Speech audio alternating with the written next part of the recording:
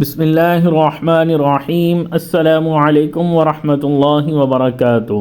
دوستو، جب انسان اس دنیا میں آیا تو انسان نے سوچا کہ کیوں نہ اپنے سے نیچے والے انسان پر حکم چلایا جائے اور اس کو محتاط کیا جائے، اور اسی کشمکش میں لڑائیاں شروع ہوئیں اور لڑائیوں سے پھر بڑے بڑے جھگڑے شروع ہوئے، اور اسی طرح ہر کوئی حکم چلانے لگا اور حکم چلاتے چلاتے ریاستیں بننے لگیں۔ لیکن ریاست وہ نہیں جس میں صرف حکم چلایا جائے، بلکہ اصل میں ریاست وہی ہوتی ہے جو مظلوموں کو ان کا حق دلائے، لوگوں کے درمیان انصاف کرے اور لوگوں کی عزت، جان اور مال کی حفاظت کرے۔ ریاست بنانے کے لیے بہت سی جنگیں لڑنی پڑتی ہیں، بہت سے لوگوں کا خون بہانا پڑتا ہے، بہت سی مشکلات کا سامنا کرنا پڑتا ہے، تب جا کر ریاست وجود میں آتی ہے۔ جب ریاست کی بات کی جائے تو بڑے بڑے سلطانوں کا ذکر ہوتا ہے جنہوں نے ظالموں کا خون بہایا اور مظلوموں کو ان کا حق دلایا،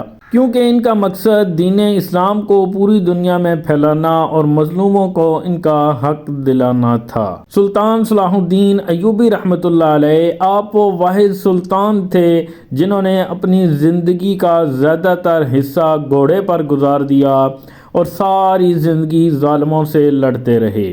ایک دفعہ سلطان کسی اہم مہم پر اپنے سپاہیوں کے ساتھ جا رہے تھے کہ راستے میں ایک جاسوس نے خبر دی کہ حضور فلاں جگہ پر دشمن نے گھات لگا رکھی ہے، لہٰذا آپ کو اس راستے پر نہیں جانا چاہیے۔ جب یہ خبر سلطان نے سنی تو صلاح الدین ایوبی نے اپنے سپاہیوں سے کہا کہ میں دوسرے راستے سے جاتا ہوں، لیکن بھیس بدل کر۔ میں اپنے چند سپاہیوں کے ساتھ ان کے اوپر گھات لگاؤں گا اور دشمن کے منصوبے کو ناکام کر دوں گا۔ تو یہ کہہ کر سلطان نے اپنا راستہ تبدیل کر لیا۔ تو سلطان اپنے راستے پر جا رہے تھے کہ سلطان کا گزر ایک چھوٹے سے جنگل سے ہوا، تو وہاں پر ایک بزرگ آدمی کچھ باتیں کر رہا تھا۔ تو سلطان نے دیکھا کہ یہ بزرگ آخر اکیلا بیٹھا ہوا ہے، تو ان بکریوں سے کیا باتیں کر رہا ہے، یہاں پر تو کوئی بھی آدمی موجود نہیں ہے۔ تو سلطان نے اپنے سپاہیوں کو روکا اور کہا کہ تم میرا یہیں انتظار کرو، میں ابھی واپس آتا ہوں۔ سلطان صلاح الدین ایوبی قریب پہنچا تو بزرگ کہہ رہا تھا کہ اگر میرے پاس سلطان جیسی طاقت ہوتی اور ریاست موجود ہوتی تو میں اندریاس قلعے کو ضرور فتح کر دیتا۔ جب یہ بات سلطان نے سنی تو بڑا حیران ہوا اور دل میں سوچنے لگا کہ وہ قلعہ تو کسی کام کا نہیں، ہستہ حال ہے، تو اس قلعے کو فتح کرنے میں ہمارا کوئی فائدہ نہیں، تو یہ بزرگ کیوں کہہ رہا ہے؟ تو سلطان اس بزرگ کے قریب گیا تو سلطان نے پوچھا، بابا جی کیا بات کر رہے ہو؟ تو اس بزرگ نے پوچھا کہ تم کون ہو؟ تو سلطان نے کہا کہ میں سلطان صلاح الدین ایوبی کا سپاہی ہوں۔ وہ قلعہ تو بالکل خستہ حال ہے اور کسی کام کا نہیں، اس کو فتح کرنے کے بارے میں آپ کیوں کہہ رہے تھے؟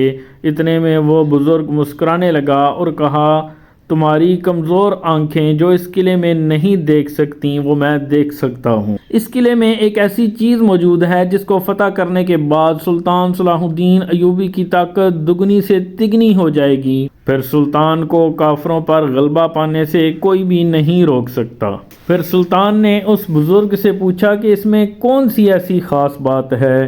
تو اس بزرگ نے کہا کہ میں اتنی قیمتی بات ایک عام سے آدمی کو نہیں بتا سکتا۔ سلطان نے کہا پھر اس کی کیا قیمت ہوگی؟ تو اس بزرگ نے کہا کہ جا کر اپنے سلطان کو کہنا کہ فلاں پہاڑی کی چوٹی پر ایک جھونپڑی ہے، وہاں تم آ جانا، تمہیں ساری معلومات مل جائیں گی۔ پھر سلطان وہاں سے واپس پلٹا اور دشمن نے جس راستے میں گھات لگا رکھی تھی اس کا جا کر خاتمہ کیا اور اپنی مہم کی طرف روانہ ہو گیا۔ جب سلطان مہم سے واپس لوٹا تو علی بن سفیان کو حکم دیا کہ میرے واپس آنے تک تم نائب سلطان ہو۔ سلطان اپنے گھوڑے پر سوار ہوا اور شاہی لباس میں اس بزرگ کی بتائی ہوئی جگہ کی طرف روانہ ہو گیا تو دیکھا کہ بزرگ وضو کر رہا ہے۔ سلطان نے بھی وضو کیا اور دونوں نے ایک ساتھ نماز پڑھی۔ نماز پڑھنے کے بعد سلطان نے جب اس بزرگ سے قلعے کے بارے میں پوچھا تو اس بزرگ نے سلطان سے کہا کہ آپ میرے لیے کھانا بنائیں، پھر ہم آگے بات کریں گے۔ تو سلطان کے لیے بڑی تعجب کی بات تھی کہ یہ جانتے ہوئے کہ وہ بزرگ کہ میں سلطان صلاح الدین ہوں، پھر بھی مجھے کھانا بنانے کے لیے کہہ رہا ہے۔ پھر سلطان نے سوچا کہ شاید اس میں کوئی حکمت ہوگی، اور کھانا کھانے کے بعد سلطان نے اس بزرگ سے پوچھا کہ بابا جی بتاؤ اب کیا بات ہے؟ تو اس بزرگ نے کہا کہ پہلے میری ٹانگیں دباؤ پھر بتاتا ہوں۔ سلطان اس بات پر بھی بڑا حیران ہوا اور ٹانگیں دبانا شروع کر دی، اور ساری رات دباتا رہا، اور صبح ناشتہ تیار کیا، اور اس کے بعد بزرگ نے کہا کہ تم بھیڑ بکریاں کھولو، میری بھیڑ بکریاں چریں گی اور میں تم کو راز کے بارے میں بتاؤں گا۔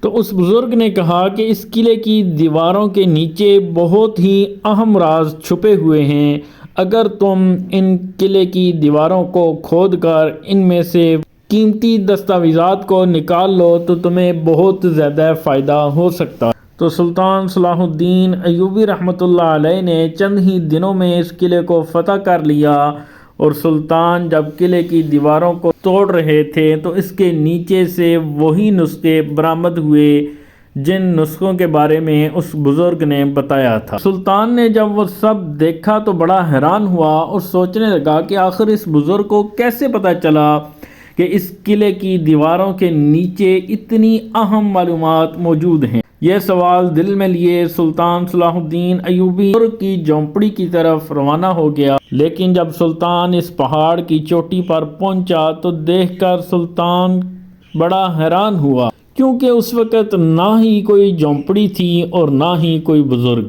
سلطان نے چپا چپا چھان مارا لیکن وہ بزرگ سلطان کو کہیں نظر نہ آئے، لیکن چند ہی لمحوں میں سلطان کو خیال آیا کہ وہ نہ تو کوئی بزرگ تھا، نہ کوئی بکریوں کا ریوڑ، اور نہ ہی وہ جھونپڑی تھی، بلکہ یہ تو اللہ تعالیٰ کی طرف سے بھیجا ہوا ایک فرشتہ تھا۔ بات دراصل یہ ہے کہ جب انسان اللہ تعالیٰ کے راستے میں نکلتا ہے تو اللہ تعالیٰ ایسے ایسے طریقوں سے مدد کرتا ہے جو کہ کسی بھی انسان کے وہم و گمان میں بھی نہیں ہوتے۔